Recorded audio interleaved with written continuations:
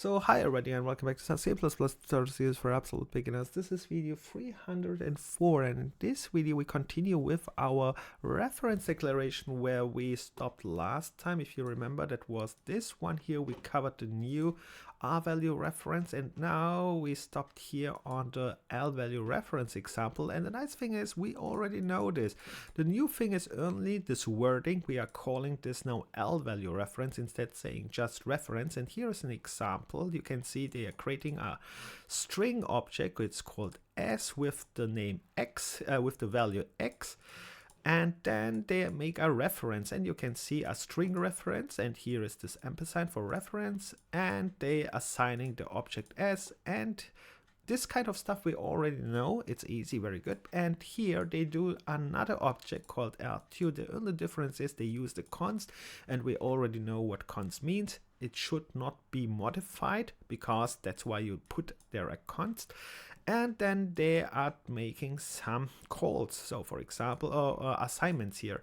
Here the R1 is then changed because it says modifies R1, and the reason for that is this one is not const and you can modify it. And here you can see this is again the shortcut for R equal R plus ample here.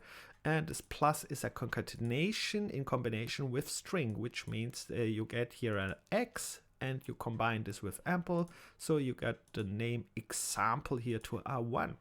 And here you get an error, and it's over why? Because R2 we said it's const, and const means not modifiable. So you are not allowed to change the thing here. And then they print out R2 and the word is example. But wait a minute, we just said R2 should not modify X. You can see S is S, here is X. So why we have here example?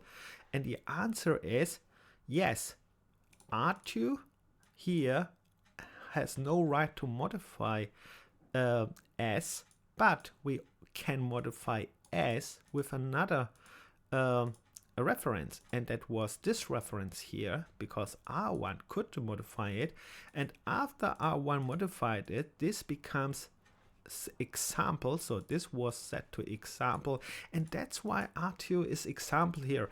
And you have to be careful about this one here sometimes, because only you declare something const and assign an object to it and think this object can't be modified. Think about it that if this object has other references which are not const, then it's still it's still possible to change it. So that's very important there. Let's go a little bit more here. And then here they can also be used to implement pass by reference, and that is what we know. So we have here a function, and when we pass a argument here, then we distinguish pass by reference, which is this one what they show here. Why it's called pass by reference? Because we have an ampersand, or without this ampersand we call it pass by value. All right, this kind we know already too. Here is again example. They create a string object with the name test. They call the function here, and they put this the variable in it. So they passed this variable by reference.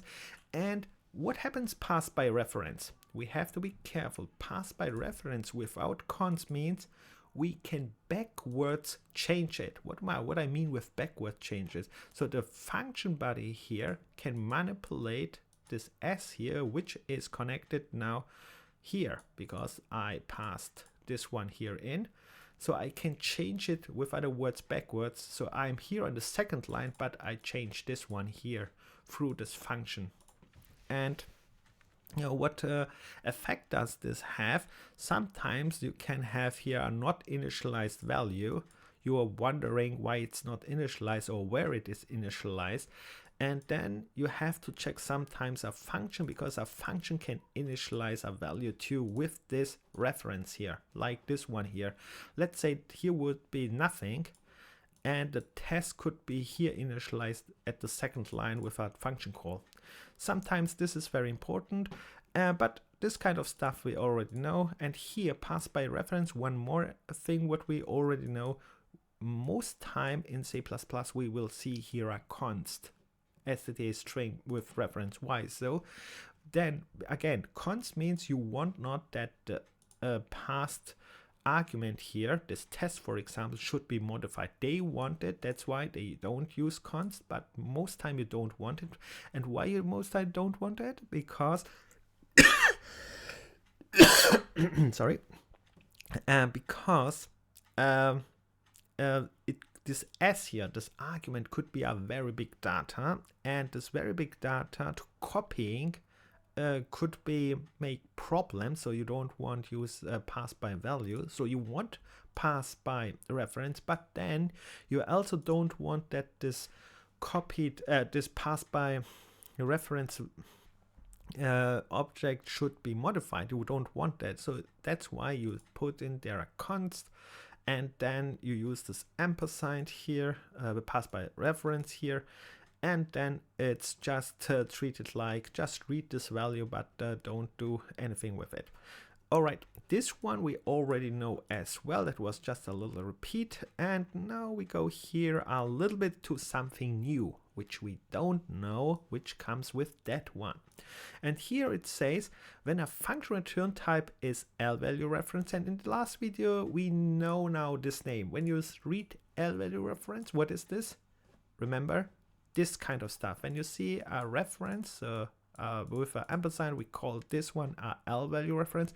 Careful, you can't call the whole thing a L-value reference or L-value, because this one is just a L-value reference. The whole thing could be something different, the whole expression or something, or the whole expression call.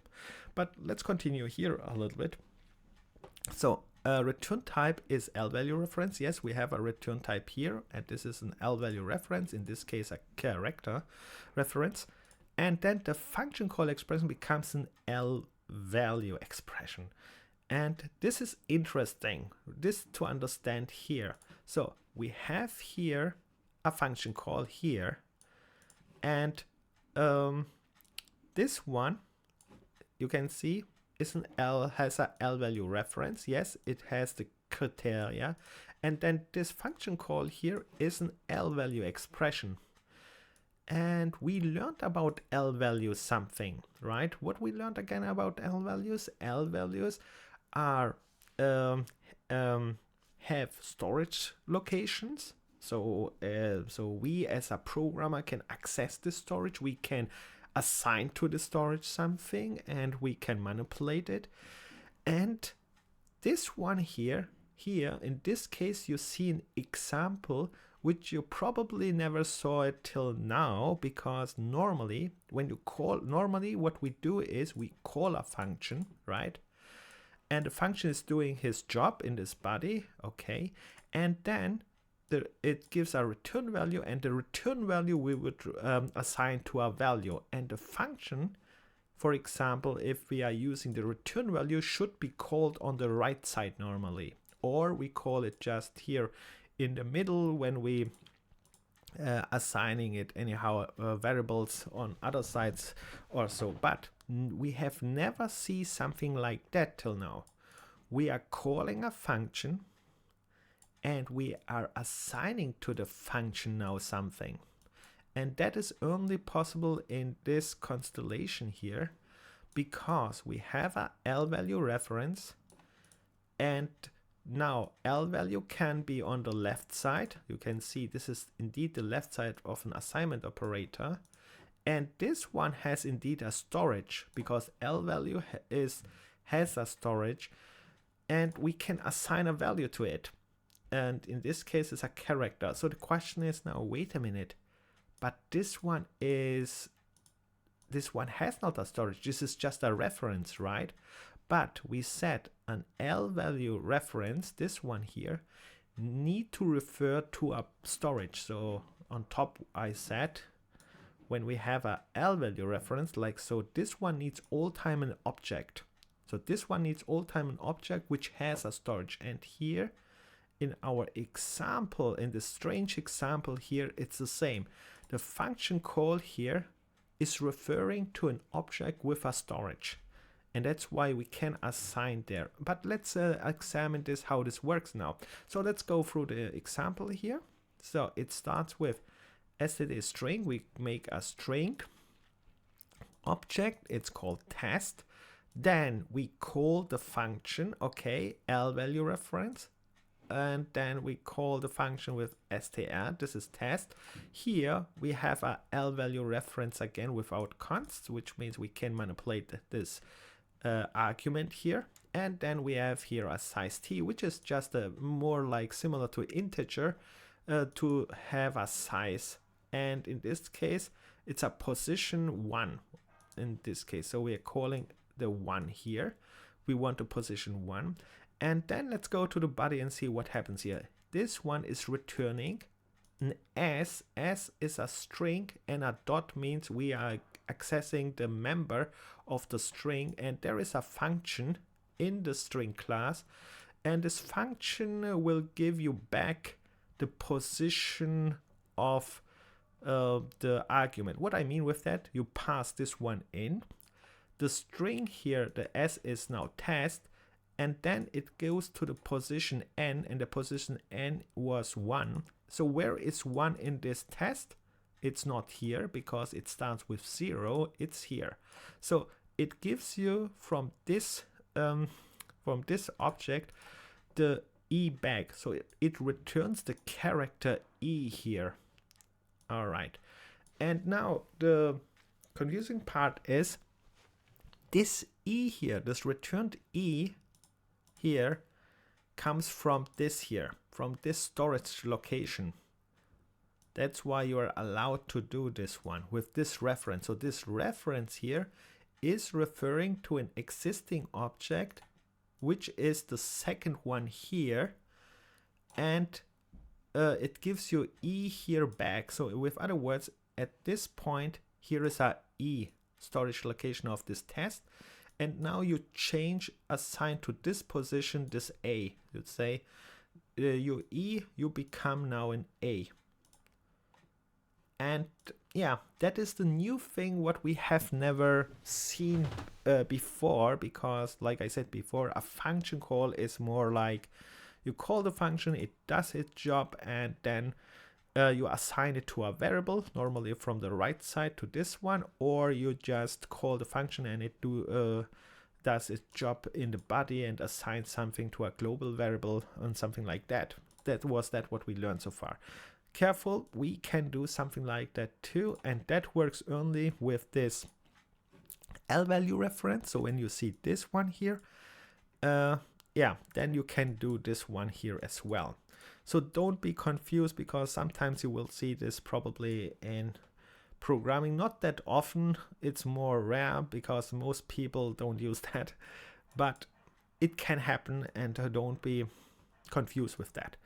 All right, I think I stop with this one here too, and then we go in the next video with R value references. So if you have any questions so far, write in the comment section. See you in the next video. Bye, good luck, and like all time, never give up and have fun.